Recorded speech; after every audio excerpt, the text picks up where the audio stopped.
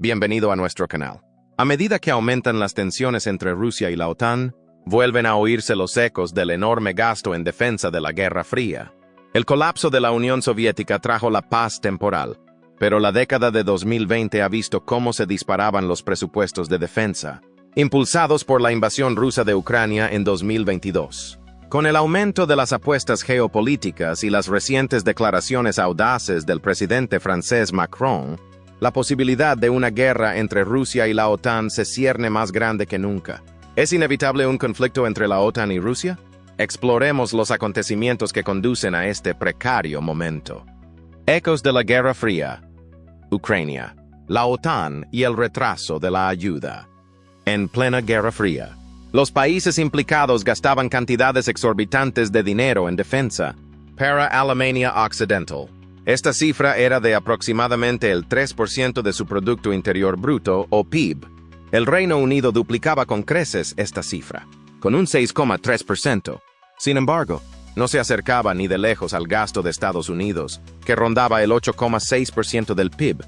Rusia, o la Unión Soviética en aquel momento, era un claro favorito, con un gasto militar que, según algunas estimaciones, alcanzaba la asombrosa cifra del 15% de su PIB. La Unión Soviética se derrumbó y la Guerra Fría llegó a su fin.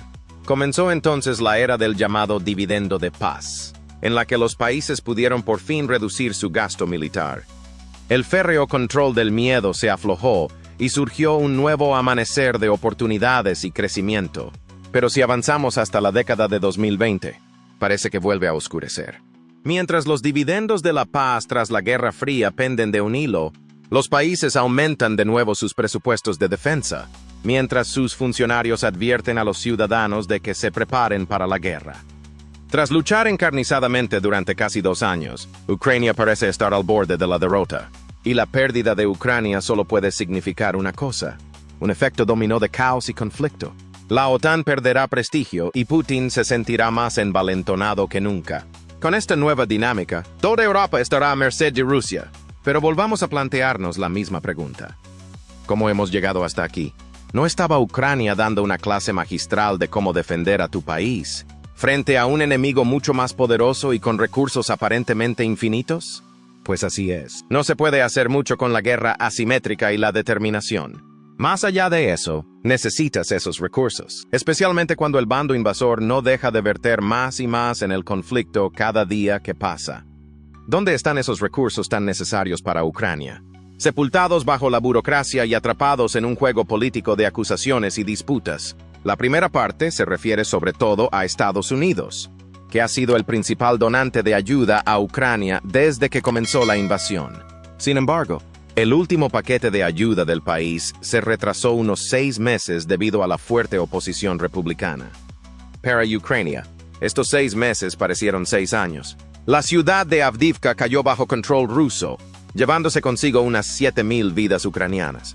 Esta pérdida repercutió mucho más allá de las fronteras de la ciudad, indicando que Rusia podría estar cambiando las tornas del conflicto. Subvenciones. Afortunadamente, el paquete de ayuda de $61,000 millones se aprobó finalmente en abril de 2024. La existencia misma de la nación ucraniana dependía de una votación que tenía lugar en la Cámara de Representantes de Estados Unidos, a unos 8,047 kilómetros de distancia. Es probable que este nuevo paquete incluya sistemas de defensa antiaérea, misiles de medio y largo alcance y proyectiles de artillería, todo lo que Ucrania ha estado pidiendo desesperadamente en los últimos meses. Esto debería bastar para ayudar al país a desafiar la superioridad aérea de Rusia y frenar a sus tropas, que recientemente han capturado 259 kilómetros cuadrados de territorio ucraniano. El sentimiento mayoritario en Ucrania es que más vale tarde que nunca. Sin embargo, algunos expertos no pueden evitar preguntarse si la ayuda ha llegado demasiado tarde. Pero un momento, puede que Estados Unidos sea el mayor donante, pero desde luego no es el único. ¿Qué hay de los estados europeos que también han apoyado a Ucrania con valentía y coherencia? ¿Y Alemania? ¿Francia? ¿El Reino Unido? Bueno, ¿recuerdan las acusaciones y disputas que acabamos de mencionar hace unos minutos? Estos países son los principales protagonistas de esas tontas pero tensas discusiones. Entonces, ¿cuál es el problema? La cuestión radica en la cantidad de ayuda prometida y entregada por cada uno de estos países de la OTAN. El consenso parece ser que Francia no está haciendo lo suficiente. Estas acusaciones comenzaron a lanzarse después de que el Instituto Kiel, un think tank alemán, publicara un seguimiento de la ayuda a Ucrania en el que se totalizaba toda la ayuda militar, financiera y humanitaria enviada a Ucrania. Según el Instituto Kiel, en poco más de 2 años, solo Estados Unidos donó a Ucrania ayuda por valor de 72.000 millones de dólares. Los países europeos donaron en conjunto casi 100.000 millones de dólares, pero el problema radica en el desglose de esos países europeos. Alemania encabeza la lista con 11.000 millones de dólares en ayuda militar, 3.000 millones en ayuda humanitaria y 1.500 millones en ayuda financiera. A continuación tenemos al Reino Unido, que envió 5.700 millones de dólares en ayuda militar, 600 millones de dólares en ayuda humanitaria y 3.500 millones de dólares en ayuda financiera. Luego, bajamos un puesto en la lista, y otro, y uno más, y luego 2 más. Y sí, ahí está Francia. Hasta ahora, Francia ha ayudado a Ucrania con casi 3.000 millones de dólares en ayuda militar, 400 millones de dólares en ayuda humanitaria, y 870 millones de dólares en ayuda financiera. Teniendo en cuenta que Francia tiene la tercera economía más grande de Europa y que las 2 primeras son Alemania y el Reino Unido, la contribución de Francia a Ucrania se consideró modesta en el mejor de los casos. Pero el mayor problema no fue la cuantía de la ayuda en sí, sino las grandes promesas y sobrecogedoras declaraciones del presidente francés, a las que apenas siguió ninguna acción. Por eso, el canciller alemán, Olaf Scholz, ordenó a los funcionarios europeos que elaboraran listas de los envíos de armas previstos a Ucrania en enero de 2024. Esta medida fue vista como un intento de presionar a los países que no han cumplido en el Departamento de Ayuda. Scholz criticó estas aportaciones por ser demasiado pequeñas e instó a los aliados europeos a redoblar sus esfuerzos en apoyo de Ucrania. El ministro polaco de Asuntos Exteriores, Radoslaw Sikorski, dio un paso más unos 10 días después, dando a entender que algunos países decidieron no implicarse en la guerra de Ucrania por miedo e indiferencia. En sus palabras, estos países están dispuestos a sacrificar la tierra o la libertad de otras personas por su tranquilidad, aunque Italia y España, 2 de las principales economías europeas, también han sido criticadas por su inactividad. Francia parece haberse llevado la peor parte de las críticas debido a la discrepancia entre promesas y acciones. Francia, por su parte, respondió a las acusaciones afirmando que las estimaciones del Instituto de Kiel no son fiables ni viables. Más tarde, el ministro francés de las Fuerzas Armadas, Sébastien Lecornu, arremetió contra Alemania, afirmando que el país se mostraba reacio a enviar los misiles Taurus KPD-350 de largo alcance, que pueden cambiar la vida. Francia, por su parte, había prometido enviar unos 40 de estos misiles cruciales para ayudar a Ucrania a reforzar sus defensas contra Rusia. Alemania también fue criticada por intentar actuar en solitario y prometer unilateralmente más de 7.000 millones de dólares en ayuda a Ucrania. Así pues, la situación está clara. Las mayores economías de Europa están inmersas en una escalada del conflicto, y Ucrania será la única que pague el precio. ¿Por qué? Bueno, mientras los gigantes de la OTAN se enzarzan en disputas políticas y retienen la ayuda, Rusia parece florecer. El plan de Putin. El presupuesto militar del país para 2024 ha alcanzado la asombrosa cifra récord de 140.000 millones de dólares. Esta cifra significa que Rusia utilizará aproximadamente 1/3 de todo el gasto público en defensa, lo que envía un mensaje claro. Rusia es un país a largo plazo. Putin parece haber preparado la economía rusa y todo el país para una guerra prolongada, lo que hace temer un conflicto más generalizado en Europa. Los planes de Rusia de reclutar 300.000 efectivos más en 2024 no contribuyen en absoluto a calmar estos temores. Si Rusia sigue recuperando casi milagrosamente sus tropas y equipos perdidos, Ucrania podría no tener ninguna posibilidad de ganar la guerra.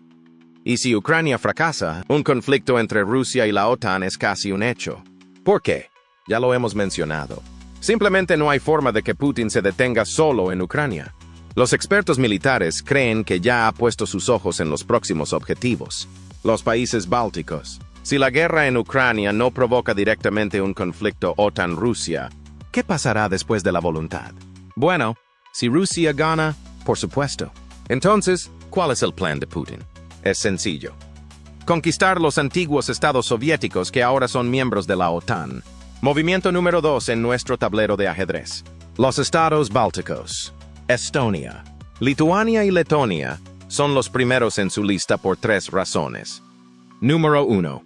Tienen poblaciones de habla rusa bastante considerables, lo que permite a Putin justificar cualquier intervención como protección de los ciudadanos rusos en el extranjero, una estrategia que utilizó en Crimea y el este de Ucrania. Número 2. La caída de Ucrania deja el acceso a esos países totalmente abierto, lo que a su vez significa que toda Europa del Este está al alcance de Rusia. Y número 3. Estos 3 países tienen capacidades militares limitadas por sí mismos, lo que los convierte en objetivos relativamente fáciles para una Rusia recién energizada. Además, seamos sinceros, no había forma de que Putin tolerara estar completamente rodeado por países miembros de la OTAN en Europa. Y eso es precisamente lo que ocurrió cuando Finlandia y Suecia se unieron a la OTAN tras décadas de neutralidad inquebrantable. Aunque la reacción de Rusia consistió principalmente en palabras, no en acciones, este movimiento sin duda empujó al país más cerca de un conflicto armado con la OTAN en el futuro. Elecciones presidenciales estadounidenses de 2024. Movimiento número 3 en nuestro tablero de ajedrez, por así decirlo. Solo nos queda una jugada más, la primera que no implica directamente a Rusia ni a Ucrania, ni a ningún país europeo. El movimiento en cuestión depende directamente del resultado de las elecciones presidenciales estadounidenses de 2024. Verán, el expresidente Donald Trump, que busca la reelección en 2024, ha estado llamando a la OTAN durante años. Su principal crítica es que Estados Unidos paga la mayor parte del presupuesto de la OTAN, mientras que otros países miembros ni siquiera pueden mantener su objetivo de contribución del 2% de su PIB. Incluso llegó a decir que animaría a Rusia a hacer lo que le diera la gana con los países que no pagan sus cuotas. Solo por esta frase, es fácil entender por qué la reelección de Trump podría desembocar en una guerra total mucho antes de lo previsto. Si reduce la contribución de Estados Unidos a la OTAN, saca al país por completo y hace la vista gorda ante los problemas de otros Estados miembros. No habrá quien pare a Putin. A medida que avanza este reloj de vida o muerte, que cuenta potencialmente los días para un conflicto OTAN-Rusia, surge una pregunta importante. ¿Cómo empezará este conflicto? Una vez más, no tenemos que especular mucho. Tenemos un documento filtrado de un juego de guerra alemán para pintar un cuadro vívido. Ahora bien, para ser justos, la OTAN se ha distanciado públicamente de este plan de guerra, describiéndolo como una situación imaginaria para poner a prueba las capacidades militares en una zona concreta. Sin embargo, este documento confidencial, elaborado por el Ministerio de Defensa alemán, parece bastante realista, dada la situación actual en Europa. Además, proporciona una cronología actualizada de la guerra total en Europa, situándola prácticamente a la vuelta de la esquina. Con esto en mente, veamos cuándo espera Alemania una guerra total con Rusia y cómo comenzará esta guerra. Según el Ministerio de Defensa alemán, el primero en la cadena de acontecimientos que conducirán a la guerra será la movilización masiva por parte de Rusia de nuevas fuerzas militares. Fuerzas que permitirían al país debilitar sustancialmente las posiciones ucranianas en el campo de batalla en los próximos meses. La siguiente fase de la guerra en ciernes incluye lo que Rusia sabe hacer mejor, la guerra híbrida. Esto podría implicar cualquiera de las estrategias de zona gris a las que Rusia es tan aficionada: reclutar solicitantes de asilo y enviarlos como espías a países enemigos. Empujar a decenas de miles de inmigrantes hacia la frontera de un país enemigo para provocar una crisis y desbordar los recursos del país. Financiar y apoyar de forma encubierta movimientos o partidos políticos que se alineen con los intereses rusos para sembrar la discordia y debilitar al enemigo desde dentro. lanzar ciberataques contra infraestructuras críticas como redes eléctricas, sistemas de transporte y redes de comunicación, utilizando la guerra de la información para difundir propaganda, noticias falsas y desinformación para manipular a la opinión pública y socavar la confianza en las instituciones democráticas. Ejercicios militares. Lo que sea. Rusia lo ha hecho. En Europa, Moscú probablemente dirigiría la mayoría de estas estrategias de guerra híbrida a los estados bálticos, tratando de incitar a las minorías rusoparlantes para crear malestar y proporcionar un pretexto para la intervención. Pero Rusia no intervendría inmediatamente. No. Primero utilizaría la crisis en el Báltico para justificar un ejercicio militar masivo similar a Zapad 2021. Este ejercicio estratégico conjunto entre las Fuerzas Armadas rusas y bielorrusas duró 5 días, y en él participaron aproximadamente 200.000 militares, hasta 760 piezas de equipo militar y 15 buques. Según algunos expertos, este ejercicio no era más que una preparación para la invasión de Ucrania. En esa misma línea, el posible ejercicio militar Zapad 2024 sentaría las bases para un ataque a los estados bálticos y, por tanto, a la OTAN. Solo que esta vez Rusia no podría precisamente reunir tantas tropas y equipos para el ejercicio, dado lo diezmados que han quedado los recursos militares rusos en Ucrania. Sin embargo, Alemania cree que al menos 50.000 soldados rusos se dirigirían a Bielorrusia y Rusia Occidental. Pero aún así, Rusia no atacaría. En su lugar, empezaría a difundir propaganda de que la OTAN está a punto de hacerlo. Esto sería relativamente fácil para esta eficiente máquina de propaganda, ya que los miembros de la OTAN harían sonar merecidamente las alarmas sobre las acciones de Rusia. Mientras advierte abiertamente sobre la OTAN, Rusia trasladaría encubiertamente más tropas y armas a Bielorrusia y a su enclave de Kaliningrado, que casualmente está situado entre Lituania y Polonia.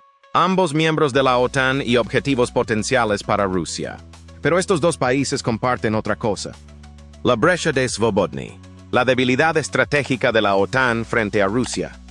Una franja de tierra mal definida de 96 kilómetros llamada la brecha de Svobodny, también conocida como el lugar más peligroso de la Tierra y el punto débil de la OTAN en Europa del Este.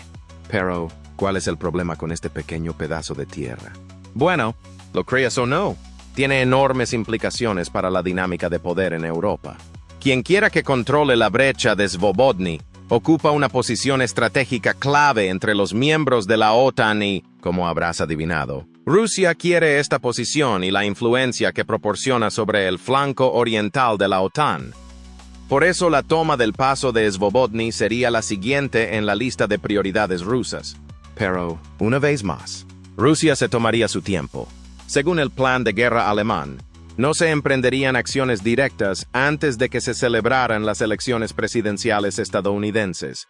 No es ningún secreto que Putin apuesta por la victoria de Trump. Si esto ocurre, es probable que un desarrollo estalle en el caos durante unos meses, dando a Rusia la oportunidad perfecta para empezar a crear conflictos fronterizos artificiales en torno a la brecha de Svobodny. En poco tiempo, estallarían disturbios mortales. ¿Y qué sabe usted? Rusia no tiene más remedio que intervenir, al igual que hizo en Ucrania en 2022. Esta intervención, entre comillas, requeriría el envío de más tropas y equipos al paso fronterizo de Svobodny.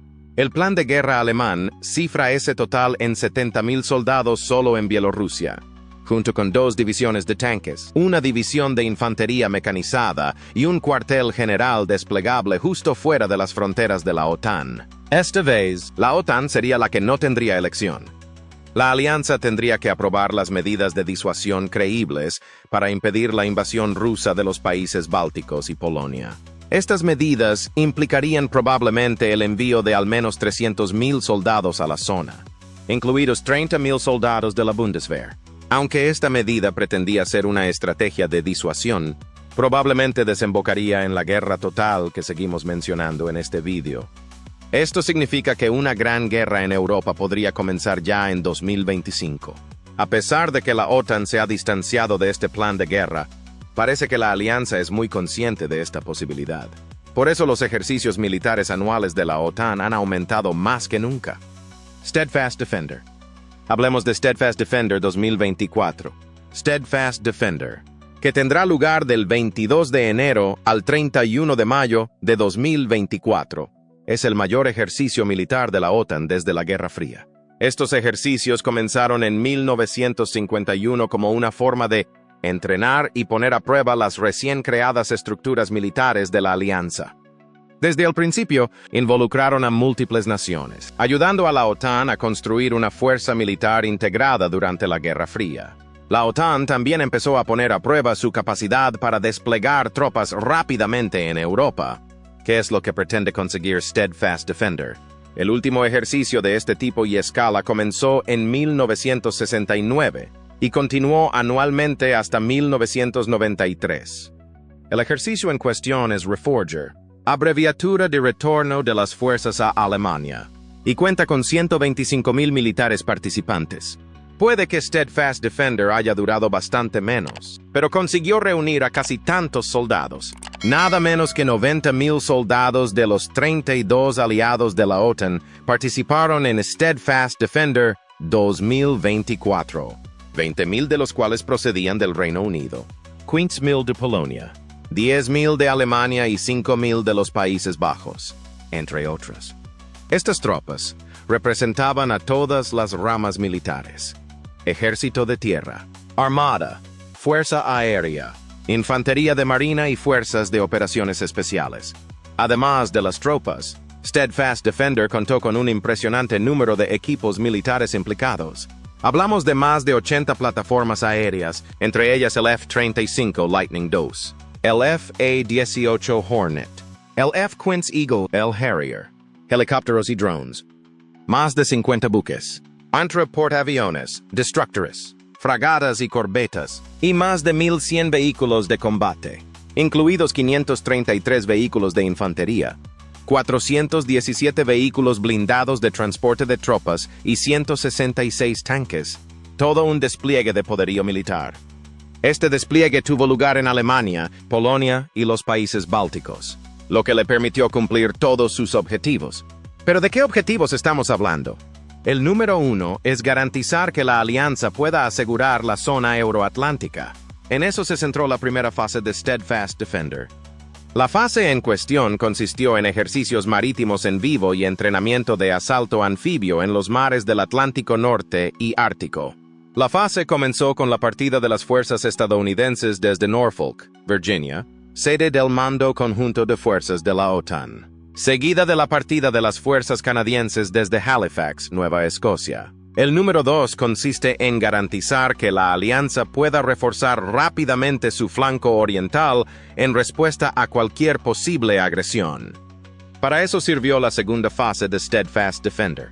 Consistió en ejercicios multidominio en toda Europa, centrados en el despliegue rápido de tropas y equipos dentro de las fronteras de la OTAN. Uno de estos ejercicios es el Saber Strike 2024, organizado bajo el paraguas del Steadfast Defender. Este ejercicio de adiestramiento sobre el terreno a gran escala tuvo lugar en el Báltico. Pretendía entrenar a las fuerzas de la OTAN para un despliegue rápido en condiciones climatológicas frías. Hablando de tiempo frío, debemos mencionar el ejercicio de respuesta nórdica que tuvo lugar en Noruega, para mejorar la capacidad de los aliados de asegurar el Alto Norte. En este ejercicio crucial participaron 20,000 soldados, más de 50 buques y más de 110 aviones de más de 14 países. No se puede subestimar la importancia de la capacidad de la alianza para defender cada centímetro del territorio de la OTAN. Y eso es precisamente para lo que entrena a la fuerza de respuesta de la OTAN la brillante prueba de salto celebrada en Alemania y Polonia. Polonia también acogió el ejercicio Dragon 24, cuyo objetivo es entrenar a las fuerzas terrestres, aéreas y marítimas polacas para responder a diversas amenazas militares y no militares. En este ejercicio participaron 20,000 efectivos de la OTAN de 10 países diferentes, 15,000 de los cuales pertenecían a las Fuerzas Armadas polacas. En términos de equipamiento, Dragon 24 utilizó 3,500 piezas. La magnitud de Steadfast Defender envió un mensaje claro. La OTAN está más unida y decidida que nunca. La próxima fase de la alianza debería consistir en demostrar su voluntad de responder proporcionalmente a los ataques rusos de guerra híbrida. De este modo, la OTAN demostrará a Rusia que puede vencerla en todos los frentes. Pero este deseable resultado desde luego no se producirá fácilmente. Requerirá esfuerzos hercúleos por parte de los países, industrias y ejércitos de la OTAN y, lo que es igual de importante, de las personas. Por eso una parte de la reunión del Comité Militar de la OTAN en Bruselas, que nos trajo la declaración de una futura guerra total contra Rusia, se dedicó a debatir cómo pueden prepararse los países para esta guerra inminente. Según el almirante Rob Bauer, presidente del Comité Militar, dos factores desempeñarán el papel más importante en estos preparativos: la base industrial y la población. En cuanto a la base industrial, es sencillo. Los países de la OTAN deben aumentar la producción de armamento para asegurarse de que pueden defender ante todo al frente nacional. Número de tropas. La guerra en Ucrania ha agotado los arsenales de armas y municiones de la mayoría de los países de la OTAN, por lo que es imperativo aumentar la producción para reponer los suministros. Después de todo, esta reposición puede llevar años, y tal y como están las cosas, no tenemos años para actuar, sobre todo cuando Rusia ha puesto en marcha su maquinaria bélica como nunca antes, acelerando drásticamente la fabricación de armas. Vale, esto se ocupa de las armas. Pero ¿quién va a empuñar esas armas? Ahí es donde entra en juego el segundo factor importante: la gente, o la movilización de la gente. Para ser más precisos, si estalla una guerra total, habrá que movilizar a un gran número de civiles para apoyar el esfuerzo bélico. Los países de la OTAN deben, en primer lugar, ser conscientes de ello y, en segundo lugar, establecer un sistema para gestionar el proceso de movilización. Esto es especialmente importante si se tiene en cuenta que la mayoría de los países de la OTAN tienen problemas con el número de sus tropas. Tomemos como ejemplo el Reino Unido. A 1 de enero de 2024, las Fuerzas Armadas del Reino Unido constan de 183.130 soldados, de los cuales el 77,6% es personal regular y personal Gurkha. El 17,8% restante es personal voluntario de reserva. En comparación con 2023, estas cifras han descendido un 3,7%, y las de 2023 ya habían descendido un 3,9% en comparación con 2022. Puede que la Royal Navy sea la que lo tenga más difícil. Aunque parezca mentira, 2 buques de guerra tuvieron que ser dados de baja para dotar de personal a una nueva clase de fragatas. Así de escasos son los marineros en el Reino Unido. Estas y otras situaciones similares están provocando cada vez más llamamientos a la conscripción obligatoria para reforzar las filas militares. Algunos miembros de la OTAN, como Letonia, ya lo han hecho, mientras que otros se lo están planteando seriamente. El Reino Unido, por ejemplo, recuperará el servicio militar obligatorio después de 60 años si el Partido Conservador en el poder gana las elecciones nacionales de julio, tal y como ha prometido el primer ministro Rishi Sunak. Pero los altos mandos de la OTAN hicieron hincapié en otra tarea importante para las personas que viven en los países de la alianza, aunque no estén movilizadas. Deben prepararse para la guerra, tanto mental como físicamente.